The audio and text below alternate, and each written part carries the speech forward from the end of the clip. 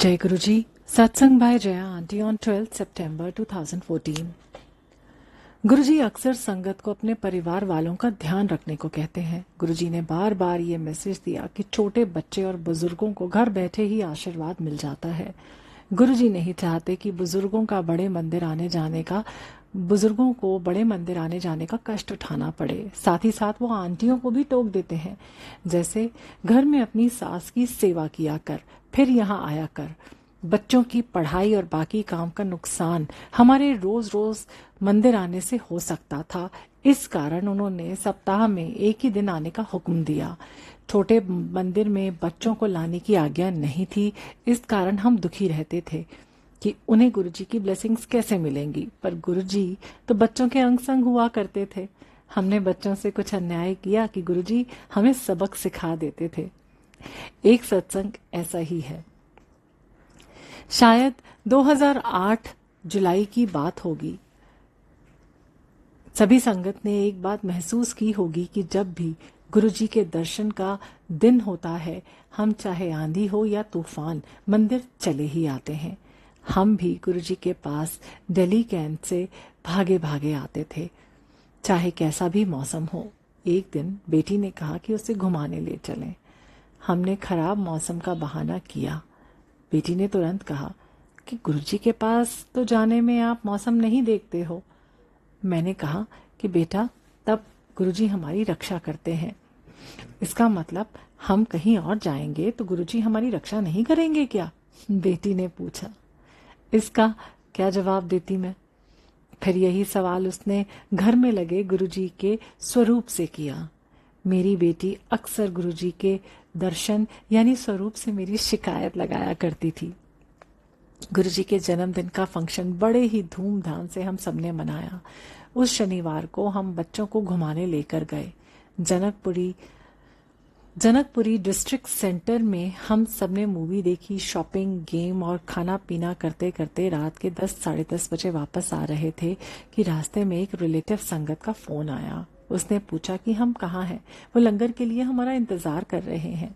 मैंने पूछा, आज वहाँ क्या कर रहे हो? तो उसने आश्चर्य से बताया कि आज तो गुरु पूर्णिमा है और हम लोग कैसे ये भूल सकते हैं। हम हैरान थे कि हम ये दिन कैसे भूल सकते थे। हम इस हालत में नहीं थे कि तभी मंदिर चल पड़ते। हल्की नाराजगी से बाकी लोगों को फोन किया कि किसी ने हमें बताया क्यों नहीं। सबका जवाब था कि हर फंक्शन के बारे में तो आप ही से हमें खबर मिलती थी, तो हम आपको क्या बताते। ताज्जुब की बात ये थी कि ना तो कैलेंडर, ना ही टीवी, ना ही न्यूज़पेपर, कहीं से भी हमें गुरु पूर्णिमा की भनक लगने दी थी। गुरुजी ने हर माध्यम को रोक दिया था। रास्ते में ही गुरुजी ने एहसास दिला दिया कि ये सजा सिर्फ इसलिए दी गई है क्योंकि हमने बच्चों की इच्छाओं को मंदिर जाने के लोभ में दरकिनार कर दिया था। हम अपराध बोध से दबे जा रहे थे कि गुरुजी को कैसे मुंह दिखाएंगे। अगले दर्शन के दिन हम भागे, अपनी गिल्ट फीलिंग्स के साथ बार बार सॉरी बोले जा रहे थे। गुरुजी तो परम पिता हैं। जिस तरह से पिता अपने बच्चों को सबक सिखलाने के बाद ढेर सारा प्यार भी देता है, उसी तरह से अब गुरुजी ने भी हम पर अपना लाड दुलार जताया। गणेश प्रतिमा के पास मुझे लगा जैसे कोई कह रहा है, चांद को देखो, आज कुछ खास है। हमने देखा, पूर्णिमा का चांद था, अट्रैक्ट कर रहा था, पर क्या स्पेशल है समझ नहीं आया। मेरे पास नोकिया का साधारण सा फोन था, उससे मैंने फोटो ले ली। रास्ते में फोटो देखी तो मैं देखती ही रह गई। वहां मून कहीं था ही नहीं। पहले फोटो में रंग बिरंगे रोशनी के बीच में गुरुजी बैठे हैं। दूसरे फोटो में रोशनी के बीच ओम बना हुआ है। तीसरे में महादेव है और तेज रोशनी से ओम बना हुआ है। हमने घर जाकर उसी चांद का फिर से उसी कैमरे से फोटो लिया। इस बार सिर्फ चांद ही था। चौथा फोटो यही है। गुरुजी ने हमें अपना दर्शन देकर हमारे सारे अपराध बोध को खत्म कर दिया था। पर उस दिन के बाद हम बच्चों का खास ध्यान रखते, खासकर जब हम झांसी से गुरुजी के फंक्शन को आते थे तो पहले उन्हें घुमाते, फिर मंदिर जाते थे। हम नहीं चाहते थे कि फिर से वो गुरुजी से शिकायत कर दें और हमें कोई सजा मिल जाए।